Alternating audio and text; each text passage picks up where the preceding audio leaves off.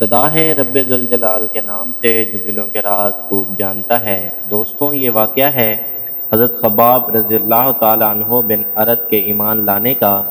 خباب رضی اللہ تعالیٰ عنہ بن ارد کے اسلام قبول کرنے کے زمانہ میں اسلام کا اظہار مکہ میں ایسا شدید جرم تھا جس کی سزا میں مال و دولت، عزت و ناموس، ہر چیز سے ہاتھ دھونا پڑتا تھا، لیکن حضرت خباب رضی اللہ تعالیٰ عنہ نے اس کی مطلق پرواہ نہ کی اور بے بانگ دہل اپنے اسلام کا اظہار کیا۔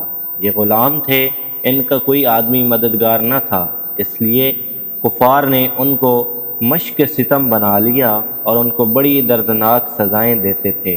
ننگی پیٹھ دہکتے ہوئے انگاروں پر لٹا کر سینہ پر ایک بھاری پتھر رکھ کر ایک آدمی اوپر سے مسلتا اور وہ اس وقت تک انگاروں پر کباب ہوتے رہتے جب تک خود زخموں کی رطوبت آگ کو نہ بجھاتی، لیکن اس سختی کے باوجود زبان کلمہ حق سے نہ پھرتی۔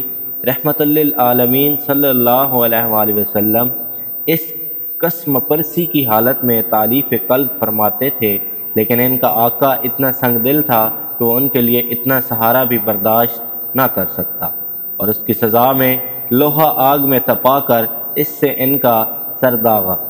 انہوں نے ان حضرت صلی اللہ علیہ وآلہ وسلم سے کہا کہ میرے لیے بارگاہ الہی میں دعا فرمائیے کہ وہ مجھ کو اس عذاب سے نجات دلائے۔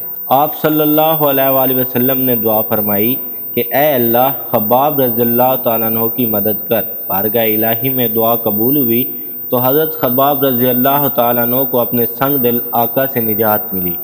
آپ رضی اللہ تعالیٰ عنہ نے مدتوں بعد حضرت عمر فاروق رضی اللہ تعالیٰ عنہ کو اپنی پیٹھ کھول کر دکھائی تو تپائے ہوئے سونے کی طرح سنگ دل قریش کے ظلم و ستم کا یہ سکہ آپ رضی اللہ تعالیٰ عنہ کی پیٹھ پر چمک رہا تھا۔